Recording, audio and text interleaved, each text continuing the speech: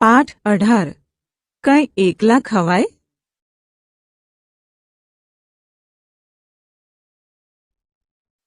બાળદોસ્તો કેમ છો? મજામાં ને?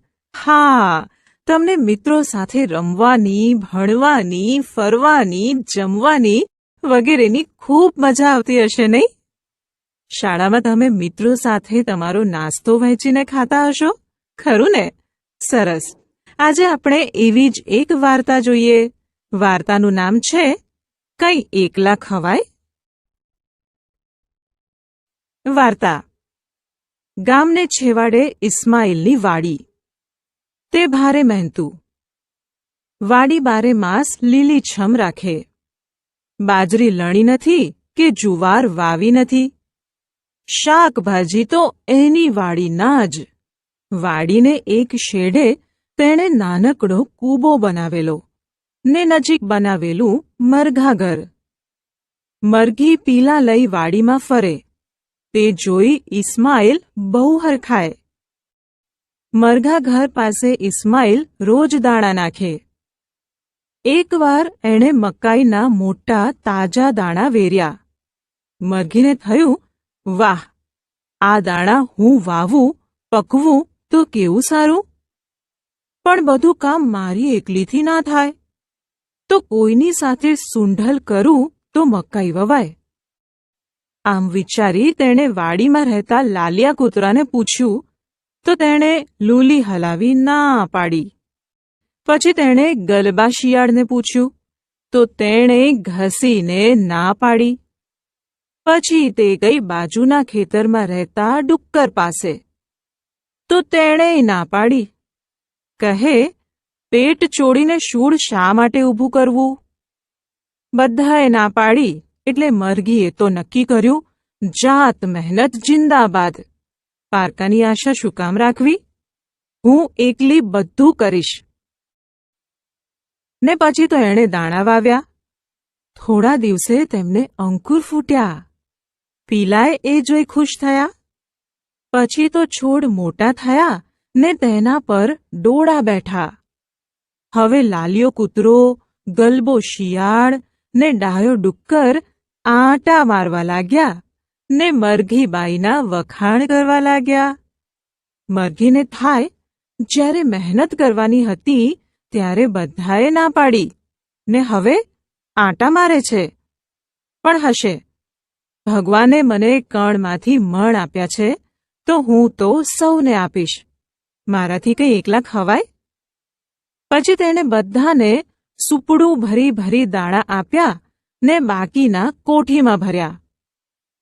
સરસ મજાના પીળા ધમરક દાણા જોઈ બધાને થયું, મરઘીબાઈ જોડે સૂંઢલ કરી હોત તો અડધો અડધ દાણા મળત. પણ હવે શું? મરઘીબાઈનું કુટુંબ તો ખાઈ પીને મજા કરે. બાકીનાએ પણ નક્કી કર્યું કે હવે જરૂર મહેનત કરીશું ને સુખી થઈશું. જોયું ને મિત્રો, મરઘીબાઈએ જાતે મહેનત કરી કેટલી બધી મકાઈ વાવી અને તેમના બધા દોસ્તોને પણ થોડી થોડી મકાઈ આપી. આ વાર્તામાં આવતા પ્રશ્નોના જવાબ તમારે આપવાના છે. જવાબ આપો. આ વાર્તામાં કયા કયા પ્રાણીઓના નામ આવ્યા? હા, આ વાર્તામાં કૂતરો, શિયાળ અને ડુક્કર જેવા પ્રાણીઓના નામ આવ્યા. વાર્તામાં શિયાળનું નામ ગલબો અને કૂતરાનું લાલિયો હતું. એમ મરઘીનું નામ શું હશે? તમારે જુદા જુદા પ્રાણીઓના નામ પાડવાના હોય તો, જેમ કે ભૂરી ભેંસ, ગૌરી ગાય, કલ્લુ કરોડિયો, લલ્લુ લક્કડખોદ વગેરે છે. એમ તમે દોસ્તો પ્રાણીઓના નામ પાડો તો કેવા નામ પાડો? મરઘીએ બીજાની મદદ શું કામ માંગી?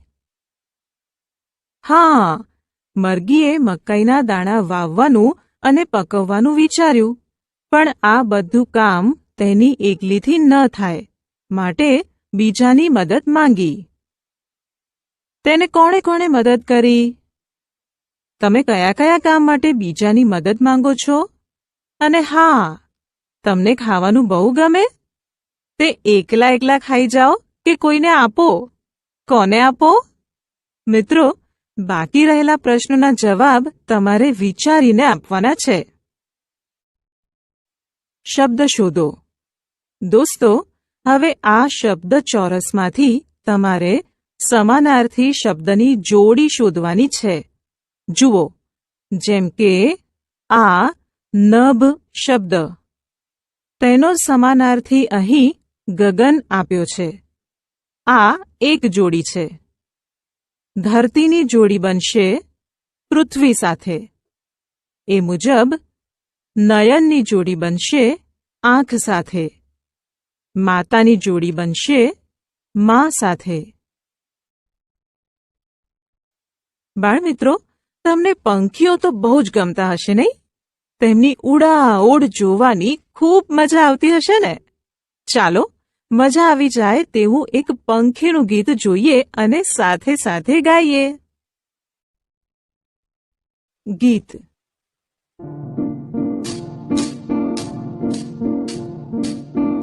પેલા પેલા પેલા પેલા પેલા પંખીને જોઈ મને થાય, એના જેવી જો પાંખ મળી જાય, બસ ઉડ્યા કરું, બસ ઉડ્યા કરું.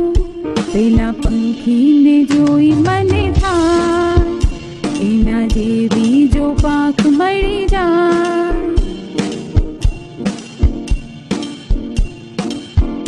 પેલી પેલી પેલી પેલી પેલી કોયલને જોઈ મને થાય, એના જેવો જો કંઠ મળી જાય, બસ ગાયા કરું, બસ ગાયા કરું.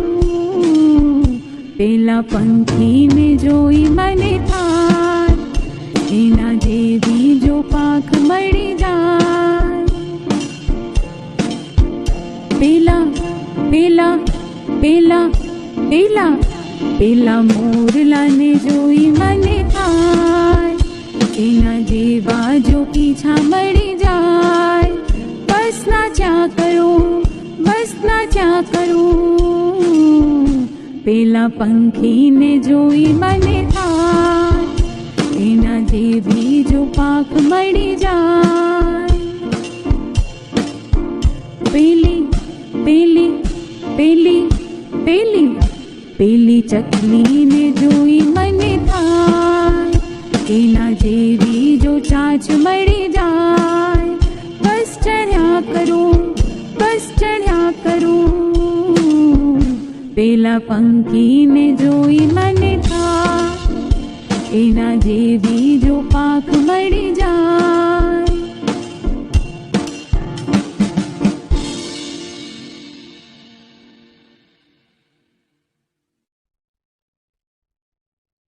પ્રશ્નોના જવાબ આપો. બાળમિત્રો, જો તમને પાંખો મળે તો તમે ઉડીને ક્યાં જાઓ? સરસ! હા, પંખીઓની જેમ આકાશમાં દૂર દૂર ઉડી જાઓ. ખરું ને?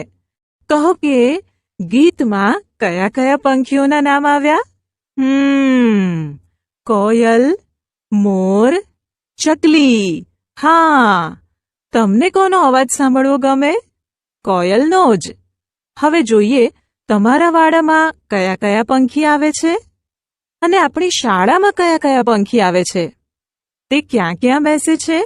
દોસ્તો, બાકી રહેલા પ્રશ્નોના જવાબ તમારે આપવાના છે. શબ્દ જોડીઓ. ચાલો મિત્રો, આજે આપણે શબ્દ જોડીઓ બનાવીએ. તાજા માજા, રસ બસ, ખાધું પીધું, લીધું દીધું, લીલું પીળું, છાસ બાસ. બોલો બાળમિત્રો, તમારે 2 ટુકડીમાં વહેંચાઈ જવાનું છે.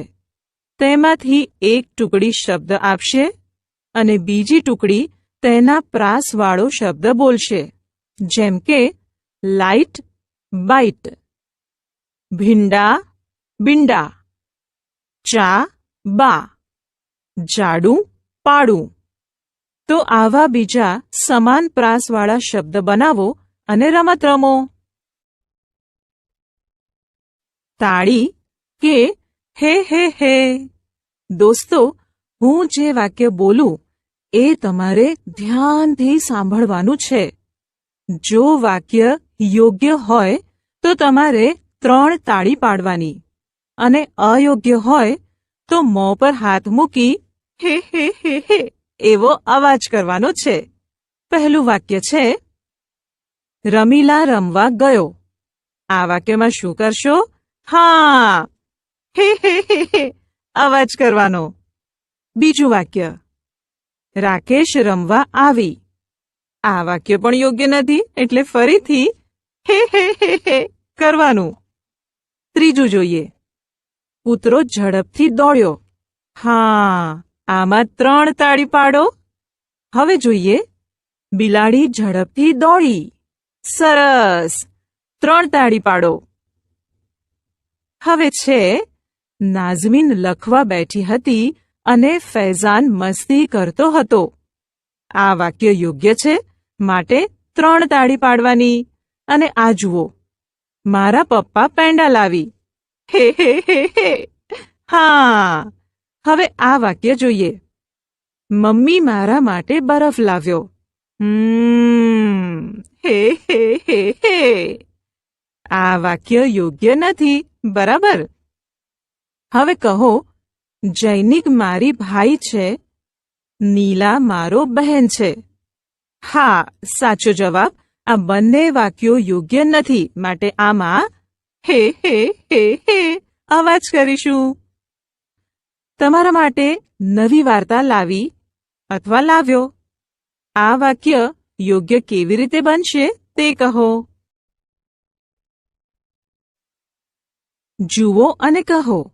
દોસ્તો, હવે તમારે આ ચિત્ર ધ્યાનથી જોઈ કહેવાનું છે કે આ ચિત્ર શાનું છે?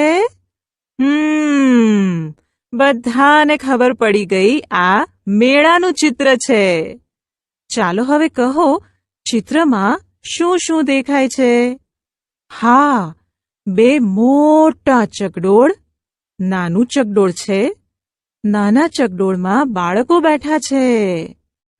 સારું. મેળામાં શાની શાની દુકાનો છે? આઈસ્ક્રીમની, રમકડાની, મીઠાઈની દુકાનો છે. બીજી ઘણી નાની દુકાનો પણ છે. મિત્રો, મેળામાં શાના ખેલ છે? સરસ, મદારીના, ખરું ને? કહો, આવો મેળો તમે ક્યાં જોયો છે? બીજું કે તમને મેળામાં જવું ગમે છે? મેળો જોવા કોની સાથે જશો? આ પ્રશ્નના જવાબ વિચારીને કહો. અનુલેખન. દોસ્તો, આપેલા વાક્યોને વાંચી અને સુંદર અક્ષરોમાં લખવાના છે. રમા રમવા ગઈ. રાકેશ રમવા ગયો. કૂતરો ઝડપથી દોડ્યો. બિલાડી ઝડપથી દોડી. ખાલી જગ્યા પૂરો. હવે કૌંસમાંથી યોગ્ય શબ્દ લઈ ખાલી જગ્યા પૂરવાની છે. ખાલી જગ્યા લખવા બેઠી હતી અને ખાલી જગ્યા મસ્તી કરતો હતો. પહેલીમાં આવશે રાજેશ્વરી અને બીજામાં આવશે ધવન. હવે જુઓ, મારા પપ્પા પેંડા ખાલી જગ્યા અને મમ્મી મારા માટે બરફી ખાલી જગ્યા. સરસ.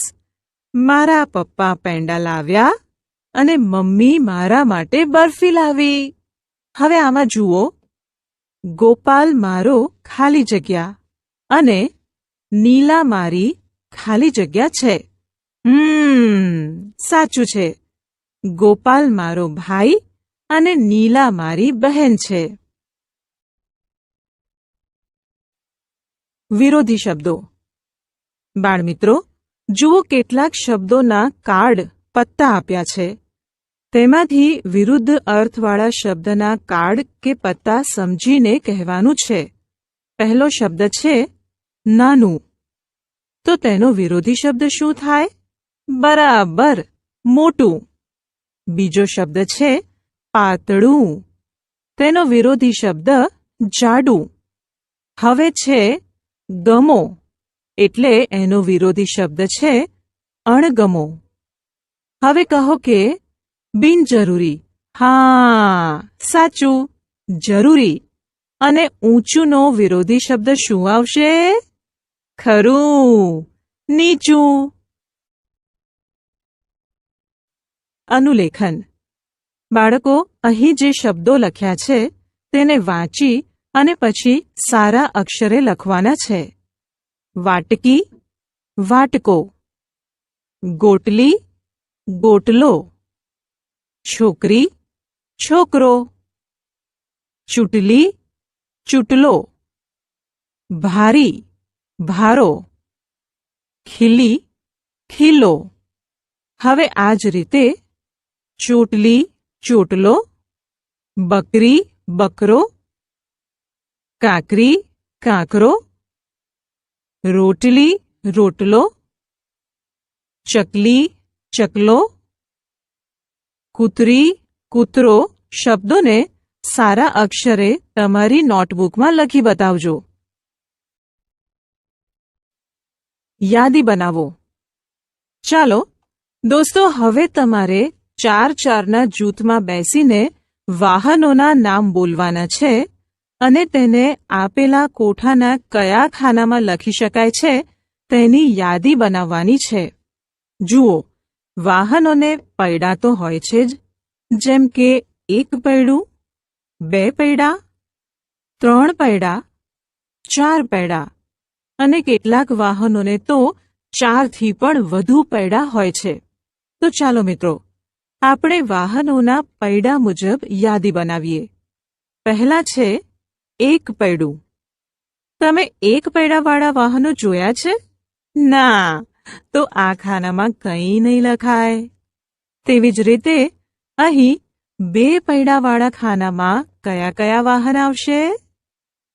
હા, બરાબર, સાયકલ, સ્કૂટર વગેરે જેવા. હવે 3 પૈડાવાળું કયું વાહન તમે જોયું છે? એકદમ સાચું, રિક્ષા. એ મુજબ હવે 4 પૈડાવાળા વાહન કયું? હા, બરાબર, કાર.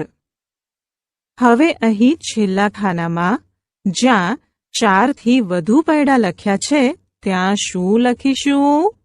સરસ, ટ્રક, રેલગાડી વગેરે. તો આ મુજબ યાદી તૈયાર થઈ ગઈ. મજા આવી ને? હવે તે મુજબ તમારે આપેલા પ્રશ્નોના જવાબ આપવાના છે. કયા પ્રકારના વાહનો વધુ છે? હા, ટ્રકને 3 પૈડા હોય છે. સાચું કે ખોટું? તમે આ પૈકી કયા કયા વાહનો જોયા છે? અને તેમાંથી તમે કયા કયા વાહનોમાં મુસાફરી કરી છે? હવે કહો, આમાંથી સૌથી મોટું અને સૌથી નાનું વાહન કયું છે? પ્રશ્ન બનાવો. બાળમિત્રો, અહીં એક જવાબ લખીશ. તેનો પ્રશ્ન શું હોય એ તમારે કહેવાનું છે. પહેલો જવાબ છે, આપણા રાજ્યનું નામ ગુજરાત છે. તો એનો પ્રશ્ન બનશે, આપણા રાજ્યનું નામ શું છે? હવે કહો, દર્શના 10 વાગ્યે આવશે. હા, દર્શના કેટલા વાગ્યે આવશે? હવે છે, અબ્દુલ સાથે પાવન રાજકોટ જશે. ખરું, અબ્દુલ સાથે કોણ રાજકોટ જશે? જવાબ આપો. મિત્રો, તમને દિશાઓ વિશે તો ખબર છે, ખરું ને? તો અહીં તમારે તેને લગતા પ્રશ્નોના જવાબ આપવાના છે. આપણા વર્ગની જમણી બાજુએ કયો વર્ગ છે? સૂર્ય કઈ દિશામાંથી ઉગે છે? શાળાથી પૂર્વ દિશામાં કોના કોના ઘર છે? શાળામાં દક્ષિણ દિશામાં શું આવેલું છે? પ્રવૃત્તિ. રાષ્ટ્રધ્વજ બનાવો. તમને ગમતા વાહનનું ચિત્ર દોરી 4-5 વાક્યો લખો. આપણે સમજ્યા, શીખ્યા. વાર્તા દ્વારા જાત મહેનતનું મહત્વ સમજ્યા. વાર્તા સાંભળી અને પ્રશ્નોના જવાબ આપ્યા. ચિત્ર જોઈને પ્રશ્નોના જવાબ આપ્યા. સંવાદ અને પ્રશ્ન વાક્ય વાંચ્યા અને સમજ્યા.